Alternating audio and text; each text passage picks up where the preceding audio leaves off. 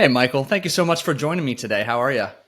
Doing well, man. Appreciate you having me on. It was a lot of fun to have you on my show. So excited to be here. Absolutely. And we are going to waste no time. What time did you wake up this morning? I got up 4:15 this morning. I was gonna try and set the I had the alarm set at 5, but Subby, I call it subconscious. Subby woke me up at 4:15 with a little idea for the book. So Oh, yeah, definitely an early guy. There's one last edit I had to put in there before I hit submit. I love that. Now, is 5 a.m. a typical wake up time for you? It is, yeah. It's Okay. usually right around there. I try and not set an alarm as much anymore. Being able to Ah, create my own schedule and stuff. Obviously, it kind of depends but I try and schedule it to where I just do like really creative stuff before noon, so that way I don't have as much like podcast or coaching calls. I try and do that stuff in the afternoon where I can, kind of just I know my prime time, and that's before noon in terms of creativity. So I like to try and do that, and just feels like everywhere I read and in my own research on sleep patterns and things like that of just kind of tracking my own stuff. Typically, if I can just wake up on my own, I tend to just be a little more productive. yeah, I love that. And the more that you and I converse, the more I figure out that we are eerily similar. We'll save that for a different day. So I'm curious, I always love to learn from high performers like yourself. Like, what are some of the routines? What does a day in the life look like? And me knowing what you do fairly well, I understand no day is quite the same. But walk us through, what's the first hour or so of your day typically look like? Yeah, so it's funny that you asked that because I've been an entrepreneur now for about 7 years, and when I first quit, I had no idea like what I was doing, and so that was pre like personal development. Hadn't done the Tony Robbins, hadn't done any stuff, any reading the success principles, all this stuff to kind of get into figuring out how the mind works and stuff. So I was always type A, like let's just hit the ground running. And then I swung too far, and then I would do these morning rituals for like 90 minutes, and then I'd feel like by the time I actually got started, I had wasted the day. And then I've kind of been back and forth depending on the season of my business and things. And so I am very quick to start working, but I give myself about 30 minutes. So I want to have at least 30 minutes. Like today, I did a neuropeak breathing exercise for about 10 minutes, did a little meditation after that, and then just kind of thought about my goals, went through some of my folders that I have on my phone, just kind of looking ahead for what the goals are for 2025. And then pretty much after that, I do start working. I really like what I do. So it's just like, I have my home office and stuff. So kind of once I give myself a little time to, get this stuff together and hopefully, stay away from panic and looking at emails, I try to do, like 30 minutes, 40 minutes, and then kind of get right into it. But yeah, I like having a little bit of balance in that sense. But then at the same time, I really like knowing that I've done more by 8 a.m. than most people do all day. Yeah, that's an indescribable feeling. I'm the same way. And really for me, I've learned over the years, of course, through millions of mistakes and trial and error, that the longer I delay either checking social media or my email, I mean, I just become infinitely more productive. And if I can make it till like 10, 11 a.m., I mean, that day is just a cakewalk after that. Yeah, for me, it's like I have to be planned. Like if I hate being frantic in the morning, so I am just so anal about my schedule. Like I know exactly what I'm going to do each morning.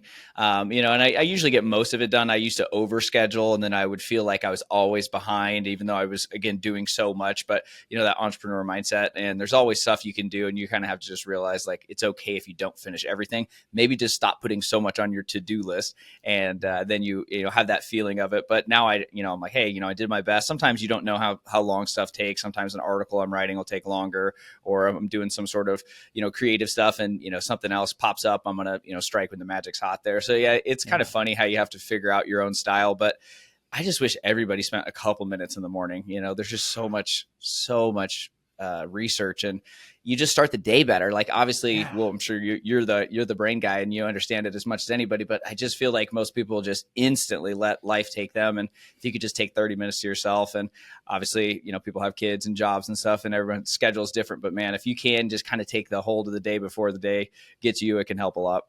Yeah, and it's funny you mentioned that because I'm in the midst now. I've got a 3-week old as the time of recording I this, was and going to it's say right before we hit our record on mine, you were about to have that, so I want to say congrats again, and yeah, I'm thank sure that's you. a big shift in your mornings.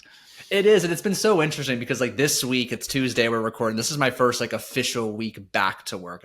It was nice to have those 3 weeks where I could get up, whatever. If I was up at 3 a.m. and I stayed up, it didn't matter. But now today, the little guy's been up an hour or so before my alarm, and it's like this is just life. It's not forever though, and I'm very cognizant of that.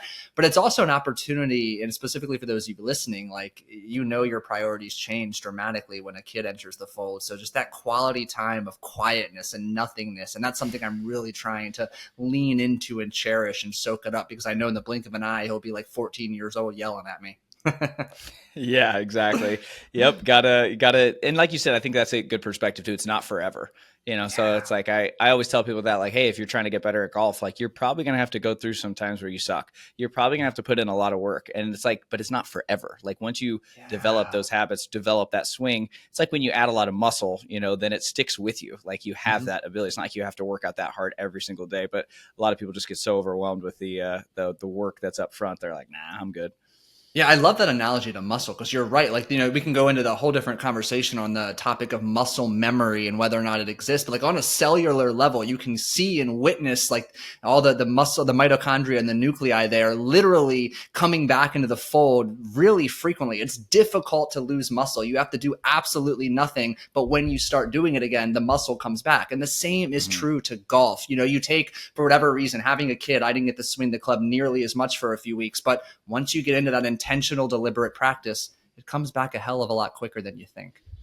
Yeah, it's very true. And it's, everybody like wants to like thinks that if I do it every day, like I when I first got back into golf and was like really trying to go pro, and like I was like practicing every second of every day, and I really didn't see much like result. Like, I initially did, but then like it kind of plateaued, and then I was like burned out and like dreading driving to the golf course. I'm like, wait, this isn't like the whole goal. And it's just funny, like, you like you said, you have seasons. Sometimes you do need to put in the work. Other times you got to know when you got to slow down to speed up. And a lot of times we're just like always go. But it's like, sometimes you got to just step back and be like, this isn't working. What can I learn from it? How can I adapt? Love that. So I'm curious now, in this season of your life, where and how does deliberate practice wherever you're practicing, at home, on the putting mat, on the course, on the range, how often do you build that into your weekly schedule?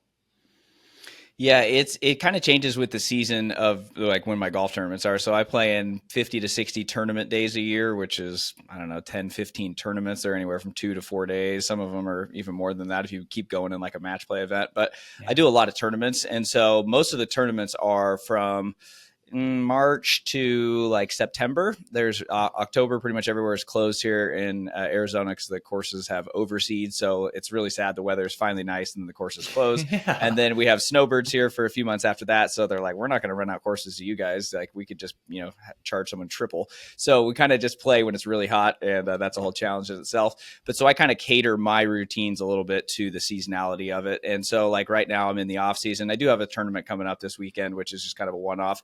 But I have been working. I haven't had a tournament for like 2-ish months, which is a long time for me. And so I've really been working on some swing changes, and that's been really a lot of block practice, just a lot of repetition. I've been working with a great coach who started Ripstick and Rip Golf. And so he's been helping me out, and I've been sending a lot of videos and stuff. So then when I get closer to like tournaments, like once I get closer to March, April, then I really start to dial back like as much technical work and really lean into creative practice, pre-shot routine, competitive practice, and just trying to play more golf and just trying to get out there and kind of get more familiar with my swing on the course versus just on the range. Cause it's easy to be like, I'm the best range player. And then all of a sudden, life happens when you're out on the course. So it does kind of change. But I think the biggest thing, like I just released a video on practice, and I just think that everybody needs to understand there's 5 different ways to do it, but then to always have fun with it and to not like go like I was a few years ago where I was like dreading it. And so it's like, if you dread it, you're probably not going to do it, right? Whether it's a certain type of cardio you don't like or a certain food you don't like if you're just not going to stick with it. So it's about always keeping it fun and keeping it engaging. And I think kind of timing it around if you have a club championship coming up, or if you're, trying to make a swing change, like there's just different ways to kind of make the most of it. I love that. And I'm curious, whether it's Sunday night or Monday morning, whenever you're doing kind of your weekly review of what's ahead, do you know at this time on these select days I'm practicing?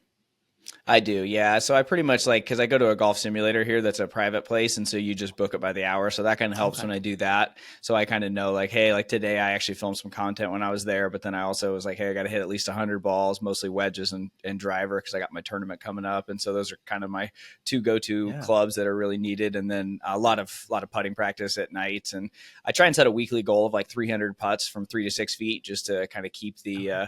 repetition up. You can't be too good at putting. Like I've never met anyone that's like, oh, I'm the best putter ever. So yeah, I think it's, you have to stick with it. I got really sloppy and stopped practicing as much last year or earlier this year. My business was really taking off, and good problem to have, but my golf game suffered from it, and I wasn't being accountable. So I'm really trying to be a lot more accountable on my own show, to like say, hey, I didn't hit my practice. I said I was going to do 300. I didn't do any of it this week. I just ended up playing twice, or whatever it is. Yeah. And so I try to be a lot better about that. And yeah, I do my best to map it out. Life happens.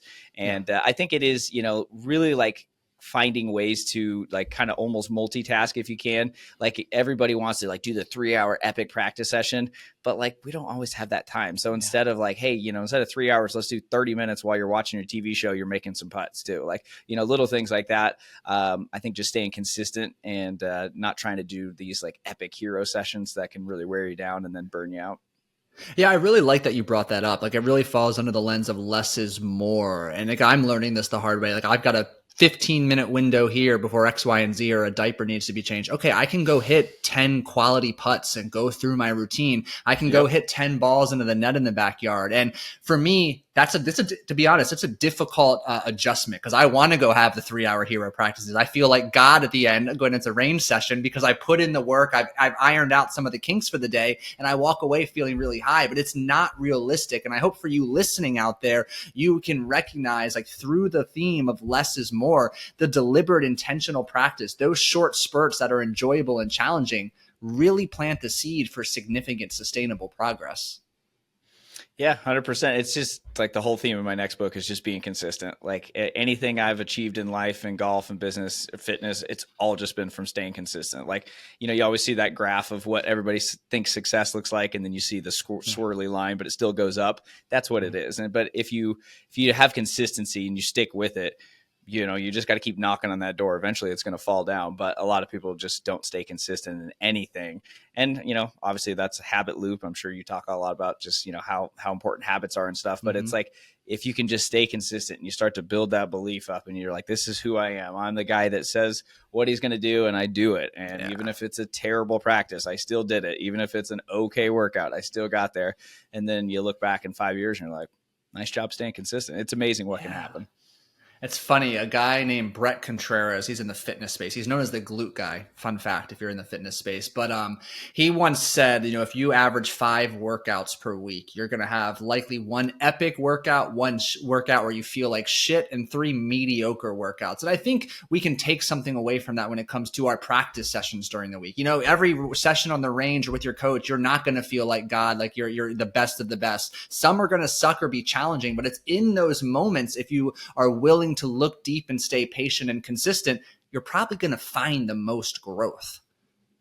Yeah, I mean, 100%. Like that's so true. I had a fantastic workout yesterday. I didn't even have time to work out today. I know, tomorrow could be okay, could not be but yeah, I've actually used to work out 5, 6, 7 days a week. I used to go to F45 and do back-to-back classes, because again, I thought more is more. Yeah. And then I was like, why am I spending so much time and I still don't like the way I look? So like the last few months, I've just started doing a different schedule, kind of working with someone and learning some new stuff. And I'm doing a lot less and seeing a lot better results. It's hilarious how it works. But yeah, I think type A sometimes is a gift and a curse. Guilty.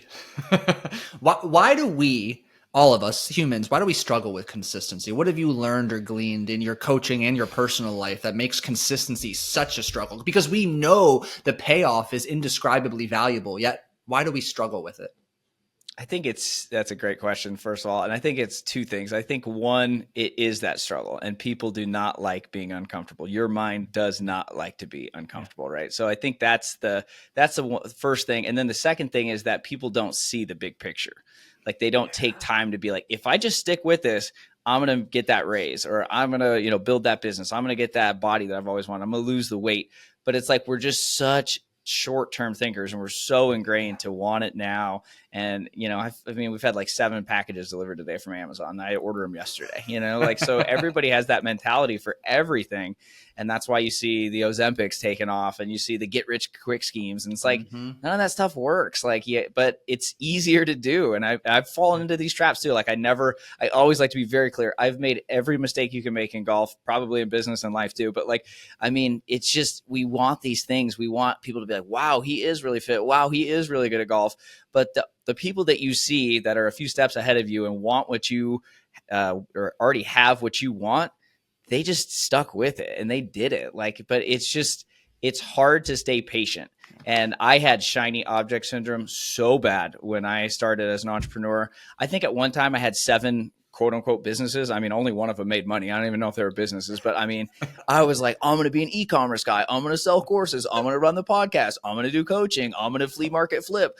I love being an entrepreneur, but I'm like, what are you doing? And so naturally you just burn yourself out and then you're like, this sucks. This isn't even worth it. So I don't know if there's any insights to golf in there, but I just feel like you have to see it. You have to believe it can happen and then just, build that plan and then stick with it. So it's like, the whole goal setting thing. Goals are great. Like I love it, but people usually only set goals in January. That's a failure for one. You can start a new habit tomorrow if you want.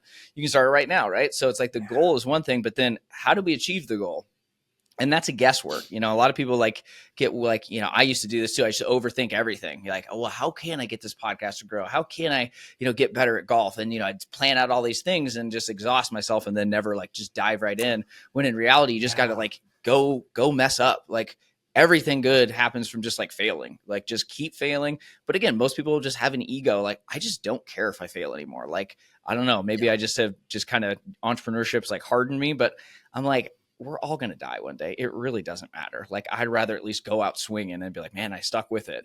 And sometimes you'll just and eventually you have these little wins and you're like, man, that's cool. And someone will be like, wow, your game really has improved. Wow, your business is taking off. And you're like, yeah, you get that little bit of outside validation too, because a lot of times, whether you're practicing golf, whether you're trying to be, better at fitness or your business, it's just you. And so it's like, that's where your own stuff really comes in. And so you can be your own best friend or your own worst enemy. So that's obviously where me and you try to help and give people the tools to improve that mindset, because at 4:15 this morning, nobody was cheering me on. It was just me. Right. So, but I loved it. I'm like, this is fantastic. So it's all about that mindset.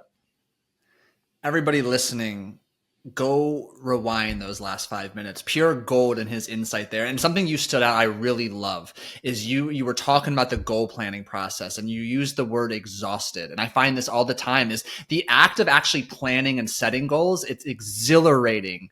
It's fun. We get high on dopamine, but you're right. It's so fucking exhausting. After we have the picture perfect plan, we have no energy left to actually take action. And that's the missing piece. It's, there's no shortage of information out there, and there's a blueprint to achieve any goal you can ever create in your mind because someone has done it and it's on the internet. But it's the action piece that matters most. Go take the action, fearless, unafraid to fail. 100%, man. I mean, it's funny. My subtitle of my new book is The Blueprint to Breaking 80 Consistently, because I figured it out, and I'm like, if I was a terrible golfer for so long, and so I'm like, if I can do it, you can too. But it's all about effort. I mean, people, you might put in too much effort sometimes and hit burnout or have to slow down, like we said. But yeah, I'd rather get there than just being lazy and be like, well, I wish. Because my biggest fear is just being on my deathbed one day and be like, I can't believe I didn't even try. I could be fine with, hey, you know what? You pumped out 10,000 episodes, but you never got Tiger on the show. Okay, I can live with that. I gave it my best, right? But if I could just be like, I can't believe you had those skills, you had the time, you had the work ethic, and you didn't do it. I don't know. I don't know what happens after you die, but man, that to me feels like it would linger in eternity. So I would much rather go out swinging and try my best. And if it works, great. And I think that, that's a big thing in my theme in the book too, is set massive goals. And even if you fail, you're farther ahead, like the old Les Brown quote, shoot for the moon. And if you fail or you fall, you'll land in the stars. That's why I want everyone to just set big goals. You shouldn't reach them all either. If you did, they're too attainable, right? So I get about half my goals each year, but it doesn't stop me from setting them the next year.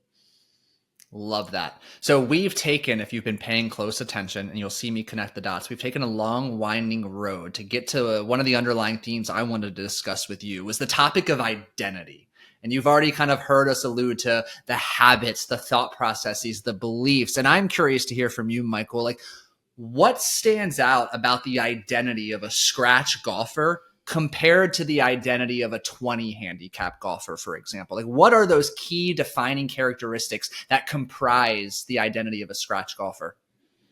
I think the first thing is just having the growth mindset. I mean, if you haven't read the book Mindset by Carol Dweck, I mean, that book in 2017 still sticks with me. And I wrote about it in my next book too, because if you don't think you can improve, you won't. If you have that fixed mindset, then you see someone better than you and you're like, well, they're just born that way or they're lucky. You just have a terrible attitude. You don't even set yourself up to win.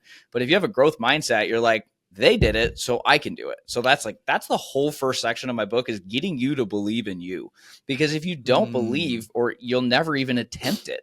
And so I think that that's the first thing to me is have that growth mindset. And then the second thing is get clear about who you want to be. So my goal right now is to be a +5 handicap.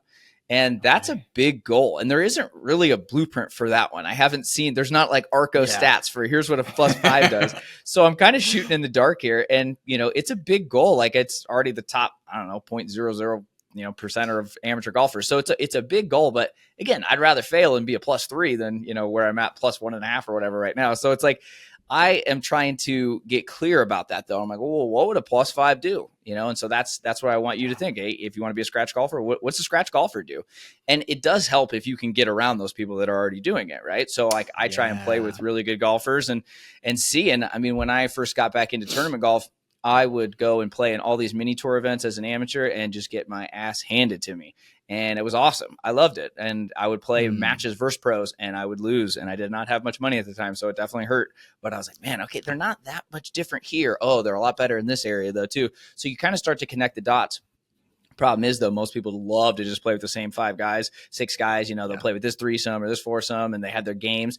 And that's fine. But if you really do want to get better, you're probably going to have to break out of that and maybe try a tournament where you're going to meet some new guys or, sign up for a skins game or something like that. And it really, the whole, the 5 people you spend time with, that absolutely can shape you. So if you hang out with guys that are shooting, 100, you're probably not going to be playing your A game all the time. But if you're out there and you're playing with guys and you're just, I was playing on Sunday with 4 guys and we're all plus handicaps and we're all just kind of joking. Like, it's just nice to play sometimes with guys that are just like, you see it go down the fairway, you see it go on the green, you see putts, you're just like, oh, that's what I'm supposed to do.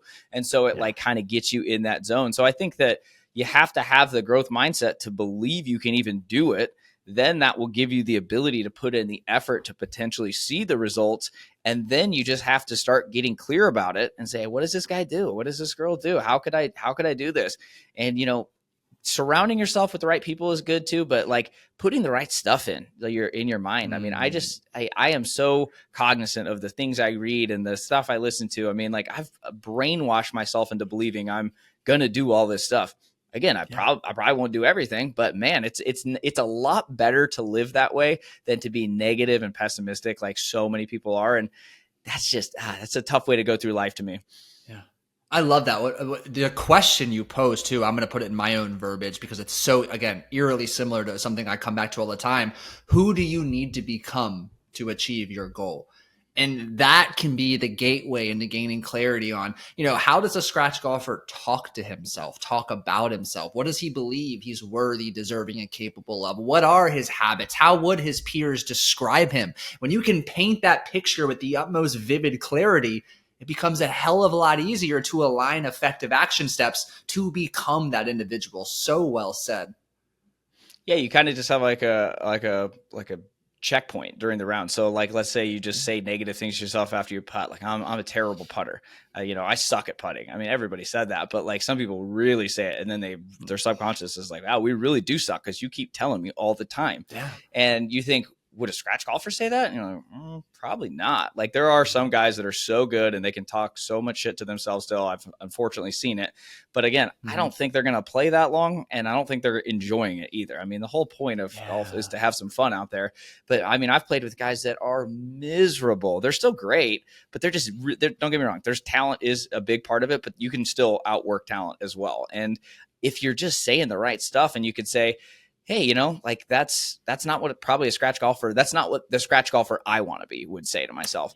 But I think that's where I do love all the data, because the data helps, because then you can be like, you know, one of the reasons I struggled mentally so long is because I had these unrealistic expectations. Like, I'd hit it in the fairway or hit it in the rough, and like, I can't believe I did that. And I'd be like, well, if I went on Google Earth, it's a 35-yard fairway. Like, pros only hit 58%. Why do you think you're never going to miss one? You know, but it's like we have these unrealistic expectations. So when you have the stats and you're like, okay, yeah, I missed that fairway, but I did hit 50% today. Well, scratch golfers hit 51%.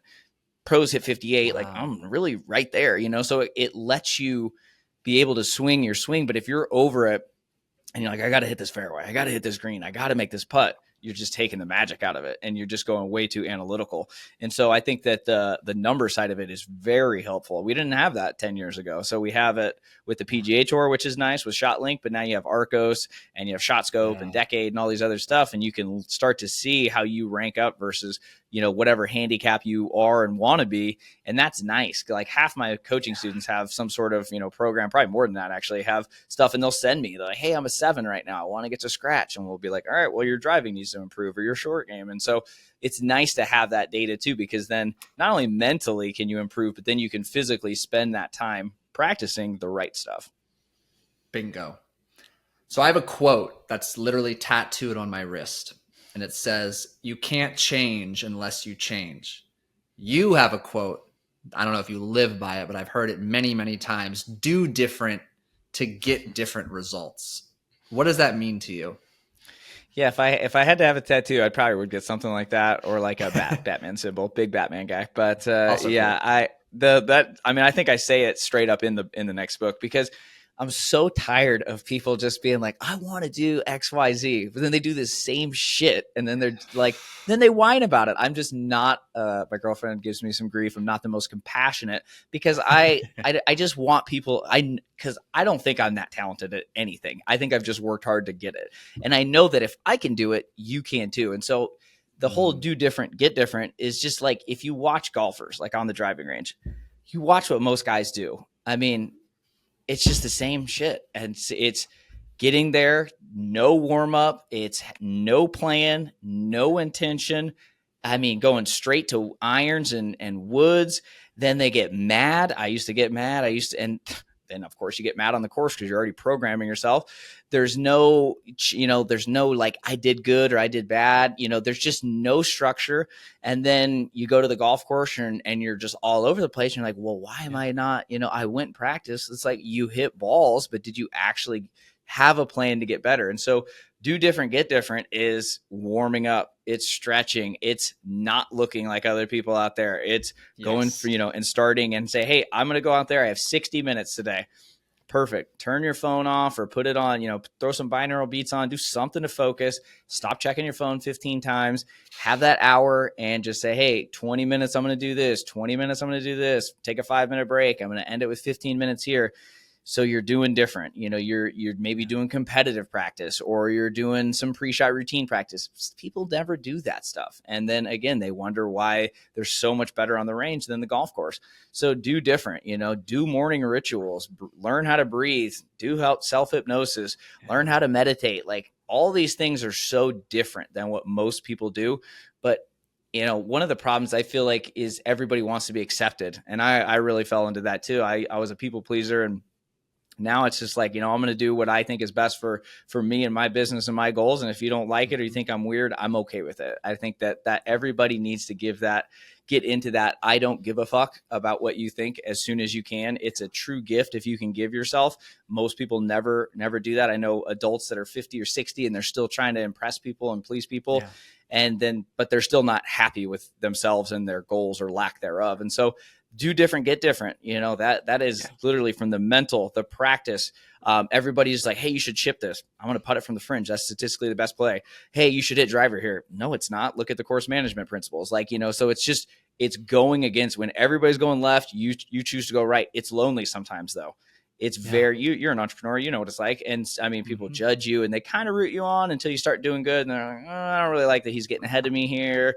So it's like a lonely battle sometimes. But if you are working on all the mindset stuff that you and I talk about, you start to be like, take it as a badge of honor. And like, you realize, man, if I stick with it, if I stay consistent, then all of a sudden people are gonna be like, man, how'd you do that? That's so cool. Like, nice job publishing that book. That's so cool. You got to like, you're playing tournaments now and you're like pretty good, like, how'd you do that? I did different. Yeah, dude, so well said. Another one for everybody listening, go rewind the last 5 minutes. And really what stands out to me, and I think it's important to really reiterate, is we are all biologically wired to want to belong, to feel accepted and connected. We're fearful of judgment, abandonment, and rejection. So if you're thinking about doing something and it scares you, it makes you uncomfortable, allow that fear to be your northern star, your guide into what you need to be doing to do different. And on that note, you and I both know so well, the vast majority of the population of golfers are not taking the mental game seriously. And that's the reason year after year, their handicap is stagnant, or in fact, it gets even worse and they continue to find a myriad of excuses. So I'd love to hear from you. Like, is there a way you define mental mistakes, and what are some of the most common ones you see that are low hanging fruit that can be avoided or conquered? Yeah, I mean, the mental game to me, there's just one goal, and that's just to stay out of stress. And that's the mental game's so big of a concept. I mean, I got that from Dr. Rick Sessinghouse was on my show. Colin Morikawa was mental coach, and I believe he talked about it. I've had a few coaches talk about it too, but when you really think about it, the mental game isn't just to just say nice things to yourself. That probably will help, but you have to realize from a playing perspective, most people are so much better on the range because there's no stress. You don't have that water, that you have to hit over. You don't have to make that 3-footer all of a sudden to win $5 off your friend. You have no stress. And when you have no stress, that's when you're able to literally swing the club better. You don't have adrenaline. You don't have cortisol. You don't have any of these things that are actually going against your motor patterns to swing the swing that you've trained. But then that's where we go from, hey, driving range practice, and then all of a sudden we go to the course, and now we have all that stuff. So it's very, very different. So the whole goal of the mental game is stress is coming. It's going to happen. No matter how good you get, you're going to hit bad shots. Your bad shots are going to probably get a little bit better at each skill level. You're as a scratch golfer, your bad shots probably aren't going to have the shot dispersion of a 20 handicap, but they're still going to surprise you. And I remember having Dr. Izzy Justice on my show, who wrote the book Jira Golf, and he's talking about how all these bad shots are actually micro traumas to your brain. They're small micro traumas. Some of them are huge. So like if you top a first tee shot, speaking from experience in front of everybody, that is a traumatic, because it's like you had an idea of what it was, and not only did it not go that way, it was like a 9 out of 10. So now you're freaking out. And if you were tracking your brainwaves using a focus band or something like that, you would see the spikes on there, and your mind is like, oh man, we are gonna die. Like there is like a fire coming. There's a saber tooth. Like we gotta go. So when you have that, you're never going to be able to play your best golf. So I just try to give people as many tools as they can to calm down. Because if you're playing in that, blanket of rage, and you have that like Hulk-like energy, speaking from experience, once again, it feels like you're out of control. It feels like the other guy's driving. And man, it's just like, finally you like wake up from it and you're like, wow. And you're like exhausted. And then you just like kind of give up. And then that's usually when you play your best golf, because you've given up. You stop trying to control it. So I think everybody probably can relate to those like epic meltdowns, or like you get off to like a horrible start, or you just sometimes golf is just going to be hard. You wake up sore, the course doesn't set up well for you, whatever it is, like there's always going to be there. So you got to just figure out ways to calm down. And I think the first part of all that is having the right expectations. Because if you, like I said, if you always think you're supposed to hit every fairway, hit every green, make every putt, you're never going to do that. So you're always going to be upset with yourself. And again, when you're upset, you're not going to be able to stay out of stress. And the whole goal is to stay out of stress so that you can get in the zone.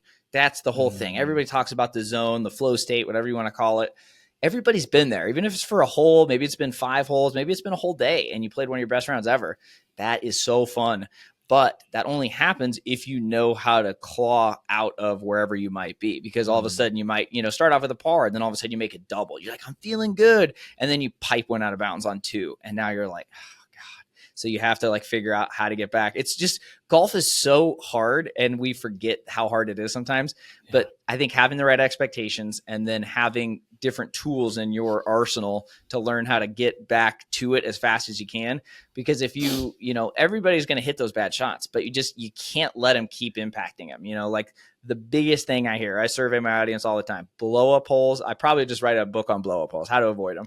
So that's like a big emphasis, because blow up holes just sabotage the round and then they lead to more blow up holes. That's when you see like bogey, double, because people are like mentally shut down out there. And so you have to be very careful about it. And so everybody's going to be different. There's no one way to do anything. And it's really just about testing, figuring out what works. And I always joke, you have to learn it all, but then you have to apply it all. Like I share some stories in my book. I'm a mental golf coach, pretty good golfer, played in hundreds of tournaments, but I'll go back to old habits. I'll go back to doing stuff that I know is not helping me. So you have to remember when shit hits the fan, and it's gonna, what can I do? And that's, again, where doing different to get different will help you out. But man, it's a battle out there. There's no doubt. I'm not going to say it's easy, but it is something that everyone can figure out. What's interesting, and I love what you shared. I read something. Do not quote me on this. Don't hold me to the exact stat. But there is a strong correlation between the amount of time you spend in flow and longevity, and not just flow on the course, but you being such a creative and a talented writer, those flow states are essential to your ability to produce work and produce high quality work quickly.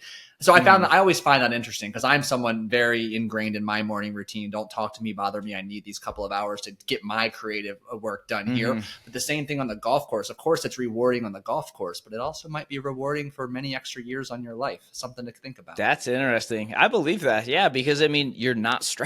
Exactly. So the problem is like most of us are just so stressed all the time. And like, I didn't realize like how much breathing impacts that, like I had a guy that, specializes in this, and he was saying that most of us are taking like 2 to 3 times as many breaths per minute as we should, which signals stress. But when you learn to diaphragmatic breathe and you learn to slow it down, not only are you going to help your golf game, you're going to help your life too. I just like never even realized that, because again, school doesn't teach us anything. And it's one of those things where I was like, wow, like that makes a ton of sense. I mean, what's the first thing anyone says when you're stressed? Take a breath. Yeah. But again, most people don't even know how to breathe the right way. And then you take one good one. Okay. That's why people like smoking cigarettes too. Yeah, the nicotine's nice, but it's also you're breathing. So it's like one of those things where you realize like, oh, wow, there's a lot of power in breath if you know how to use it. Do you tape your mouth at night? I have not taped my mouth at night. Nope. I have. I think you had mentioned it right before we hit end on our last show. So I think as soon as we got off, I was on Instagram and saw an ad for mouth tape, but I have not tried it. Dude, the nasal breathing at night's a game changer. Okay. Putting it out there again. All right. Does it help snoring? Because I'm sleeping next to somebody that has some loud snoring patterns. Yeah, that one I can't vouch for. I think we got to get a more expensive mattress that like adjusts. I don't know if you've seen those. That's what I think we need. I went all in. 2020 was the year of sleep. I tried and spent a countless amount of thousands of dollars on all things sleep, and the mattress. I've got the chili pad to control the temperature. I got everything. Yep. Yeah. All worth it. But that's so key even for golf. Like if you sleep terrible, you're not going to be able to make as good of decisions. You're going to lose your temper faster. I mean, again, you're a new parent, so you know this more than I do. I don't have kids, but even if I have like a terrible night of sleep and like just things agitate you, and like, life is so much harder. So a lot of stuff you can do off the course, but yeah, having the right sleep is not only going to help your golf course performance, your life performance, probably going to help you get in that flow state a lot more too. And I think that's the message people listening really need to hear is, yes, you can spend countless hours pouring into all aspects of the technical game of golf. But like at the end of the day, you can't really separate the golfer from the human being that you are. Compartmentalization is a conversation for a different day, but like you need to care for yourself emotionally, physically, spiritually, mentally, because everything you do whether it's 23 or 20 hours of the day is going to influence how you show up for that range session or that round of golf. Yeah, 100%. I had a guest talk about that too. Like you can't just be a great mental game off the course and, terrible on, or vice versa. Like it's just that one brain you have. So you have to learn how to use it for both. Absolutely. You mentioned blow up holes quite a bit, and I wanted to kind of hear from you. What have you found most effective, or how do you coach your coaching students through bouncing back from a hole? Whether it's self inflicted or the golf ball just falls where it may. How do we bounce back quicker and get back on track? First thing is to slow down. Like everything you do, slow down. Because when you're stressed, you start walking faster, you're breathing faster. What do we got here? Slow down. Exactly. I That's my think daily that's so reminder. That's so funny. You got to have it though. I mean, because if you're like, imagine missing like a 3 foot, like you just stuffed a chip in there on a par 5. You have like a 3.5 footer, pretty much a gimme, you think, but you miss it or you catch an edge. You're super mad. And then you're, on that green and you have like a short distance to that tee box. Now, all of a sudden, it's really easy to let that stress affect that next shot because you just don't have much time. And so you have to be very careful about showing your mind like, we're okay. Nothing's happening here. Let's just, calm down a little bit. So having some sort of post-shot ritual, taking some breaths, walking slow, talking slow, eating slow. If you're drinking water, slow, like just slow down, let our mind know we're all good, and then stick with the plan that you already had, because chances are you already had a tee shot in mind and you knew you were going to hit, hybrid, or you knew you were going to hit driver. Don't go against it because you have emotion all of a sudden, and then you just compound the mistake. Discipline's a huge thing in golf. I mean, if you don't have it, it's just, a round can collapse really fast. So that's one thing. And then the routine, the routine piece is so key because it is a reset. So the pre-shot ritual, having some sort of process, gives you that chance to be like, okay, it's over. What's next? What's ahead? Where's my target? Start asking better questions. Hey, what did I do earlier today? What's a good shot I can lean on? I always say use the shot you've hit during that round. So if you're on 7 now and you just missed that putt on 6, but on 2 you roped drive, on 7 when you're going through that, be like, I did this already. Number 2 today, I hit that same shot. So you're just like giving your mind direction. The routine thing is beneficial for, countless reasons, but I always think it's beneficial because it gives your mind something to think about other than the results, other than the leaderboard if you're in a tournament, other than, oh my God, I did just miss that putt. So it's like gives your mind something to focus on and gives you something to tangibly think about. If I do X, then I get Y. You're kind of going through that step-by-step process that you've trained in practice. Hopefully it's not going to work if you never do it, but then you start to have it and you set yourself up. It doesn't mean you're never going to hit bad shots again, but the whole goal of routines and the mental game and course management is just to set you up as much as you can to hit a good shot. If it goes great, perfect. Chances are it's going to be a lot of mediocre shots. That's a big part of golf. You're not going to hit a ton of great shots. It's just a lot of good misses, trying to minimize those really bad ones and just not letting the emotions get in the way. So the one shot at a time mentality it's cliche for sure, but it really is key.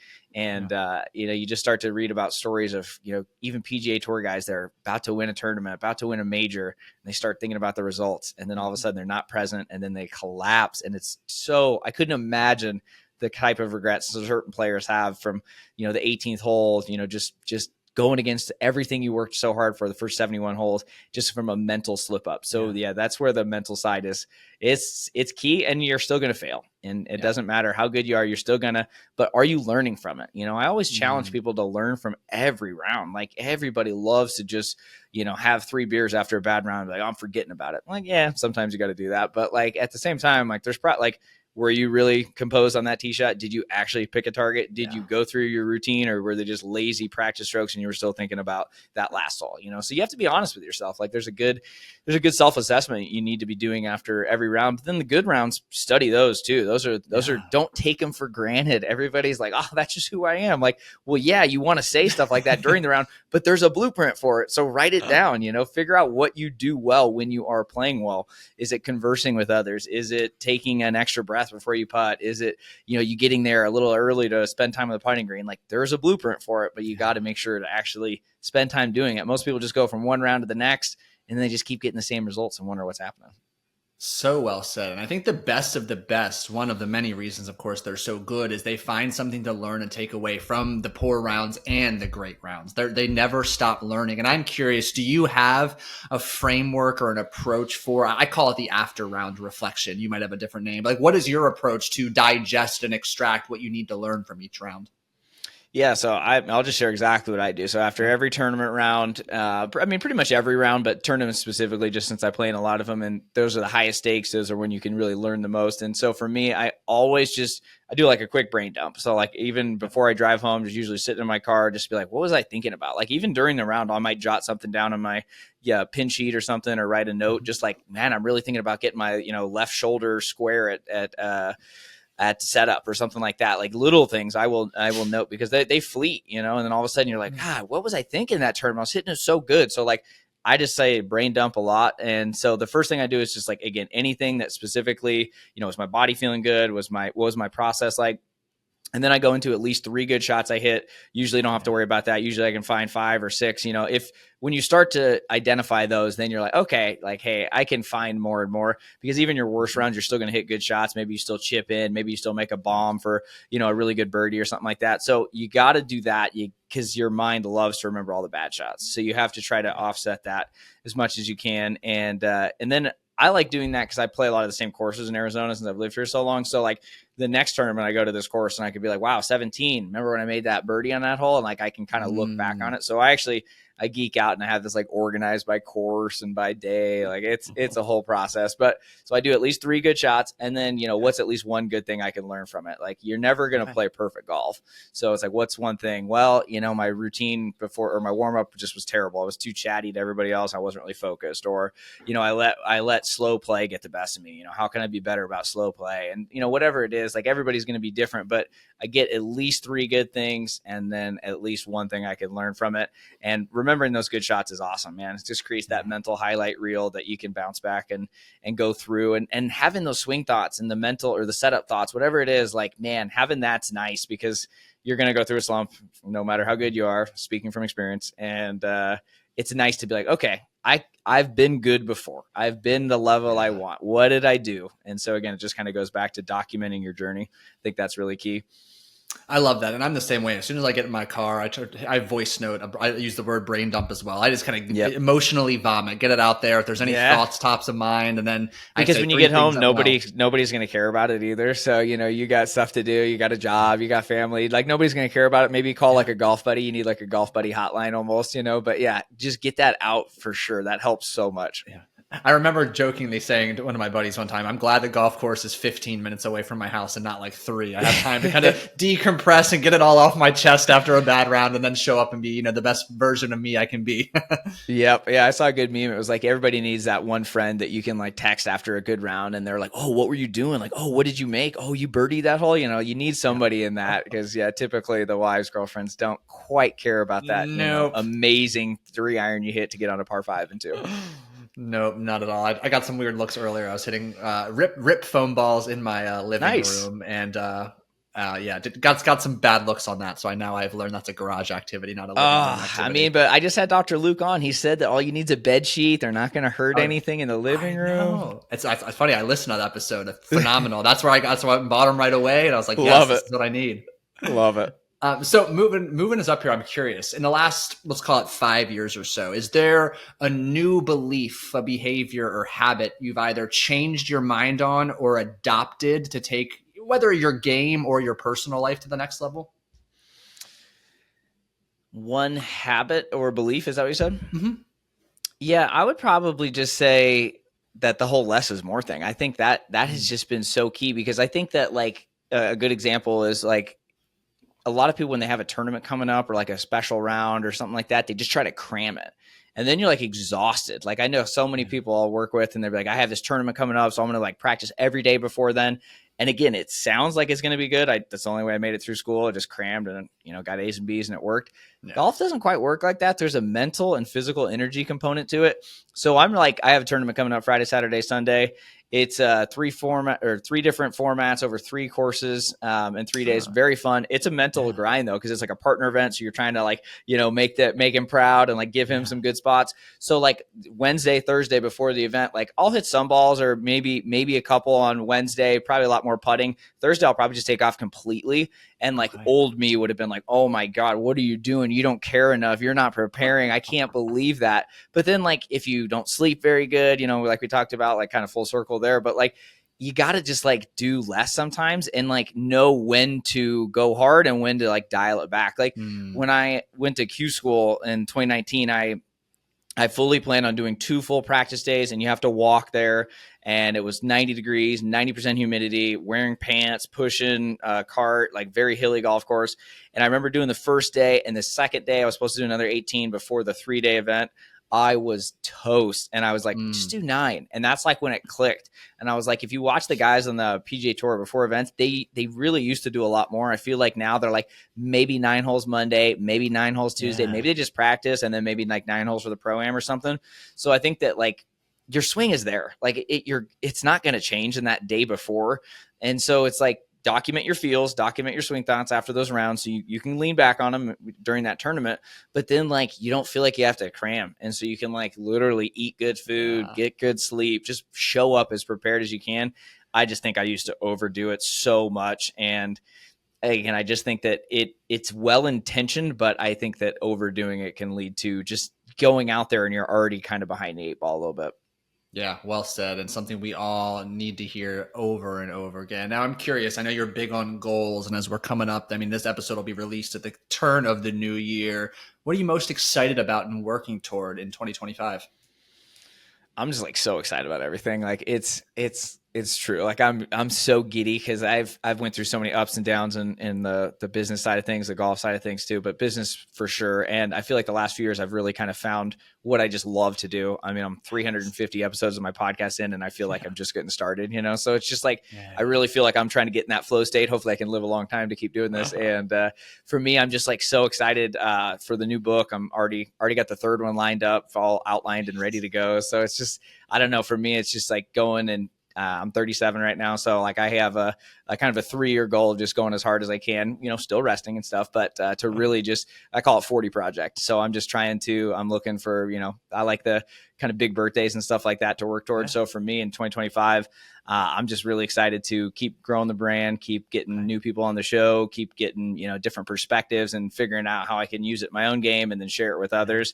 And, it's so rewarding when you hear from people that read your stuff or listen to it. I mean, that's addicting. Like I've been addicted to a lot of stuff. That's definitely the best one is people getting real results from your stuff. And so that for me is just to do more and more of that. I feel like I used to, again, shiny object syndrome. And I feel like I'm kind of really clear on what I want now and who I want to help and how I can do my best. And so just trying to do more of that. And, you know, I know it's kind of corny, but do what lights you up. Right. And it's really true though. And it's like, I really enjoy it. And it's cool to help anywhere from 12 to 75-year-olds, you know, that are reaching out and getting help. So very rewarding and grateful to have the opportunity. I love that. And I want to talk about your book in a moment, but I'm curious, a couple podcast questions. You might've alluded to it earlier. Who's your dream guest? I mean, you got to say Tiger. That's what I thought. He's the only reason I even really like got into golf. I still vividly remember watching the Masters in 1997 when he kind of burst on the scene, and I had a little TV next to it. I was playing Zelda, so during the commercial breaks, I was doing that, and then I was watching Augusta. So I have Tiger back here, I have Augusta back here. If you're watching the video, and so it's it's just deeply embedded there. He's just such a beast. Everybody, yes, his physical skills are amazing, and his hard work, his work ethic, he does all the things right. It's so hard to talk about, yes, you see the drives, he was hitting those steel shaft drivers, stuff like that's crazy, but his mental game is next level. That's the area I would love to know. The guy is like a lockbox though. He doesn't tell anyone anything. Maybe one day he will, when he finally hangs it up, but I don't know, that to me, I would just love to learn, because he has found a next level that few people ever do in any sport. I mean, he's essentially a Navy SEAL playing golf. Yeah. That's wild. 100%. I mean, he trained with him. I know. Who does that? Who's number one in the world? I'm I want to go start training with Navy SEALs. That's insane. Yeah. So I just admire him and what he's done for the game. I love that. And I can say candidly, I am a huge fan of the podcast. I've listened to dozens and dozens of episodes. So thank you for all you do. For those listening, is there an episode, and you can answer this one of two ways, that either you most recommend somebody listen to, or is there an episode that you are most proud of? I mean, I'm not gonna lie. I want to replay this episode on my show. We're having such a good flow already, Paul. I really feel like this one is nice because it's a good mix of really what the whole brand is about. It's not just the mental game. It's not just practice. It's not just short game. It's not just course management. It really is figuring out how to think your way around the golf course a little bit better. But in terms of solo episodes, I mean, I probably get a little bit lost because there's like 200 solo episodes on there. But I feel like the ones where I share my mistakes a lot, I think those tend to resonate really well. Because I've made so many, from tournament mistakes to mental mistakes. And so those seem to just do really well and resonate with people. I'm very open with my failures on and off the course. And I think that people can resonate with that a little bit sometimes and be like, if you're going through a tough time, there's hope for it if you just stick with it. Yeah, absolutely. So tell us about the book, and maybe the best way to kind of put this through a lens for you is like, what is that one big ambitious goal or concept your book tackles that's going to most help the listeners? Yeah, I mean, I want to help people shoot in the 70s more often. The first book was really just like a kind of an intro to the mental game. I didn't know, I had no fans, no followers. It was a brand new thing I launched in 2022, and thousands of people have read it and really liked it. And I feel like it was very good at helping people like break 90. Some people break 80. Some people even like broke par from it. And I'm like, man, this is crazy. And so I really started to interview all these awesome people, from Scott Fawcett to Mark Immelman to you, and, all these awesome people over these episodes. And I'm like, man, like I keep hearing break 80. Everybody wants to like break 80, break 85, shoot in the 70s, become a scratch golfer maybe. And so I wanted to really just try to clarify what that process looks like. So it starts out with the breaking 80 by the numbers. So again, I pulled every study I could find, every data, and, combining them and crunching numbers over here at 5 a.m. and trying to figure out what does a scratch golfer look like. So that way you can be like, here's what they do. Here's where I'm at here, kind of build the bridge.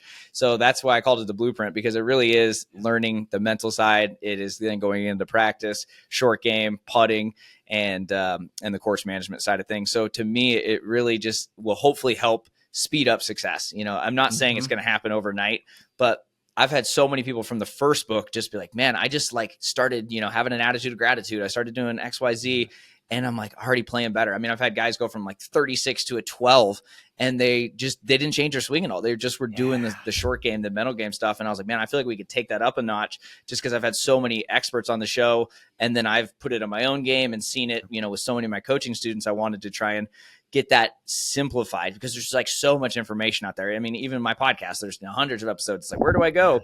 So I tried to give it like that system of like, hey, do this, follow this protocol. And there's a lot of stuff in there like the first book just doesn't have, because I didn't have podcast guests yet. I didn't have a lot of these studies, and there's a lot of reflecting. There's a lot of reflection and journal prompts and stuff.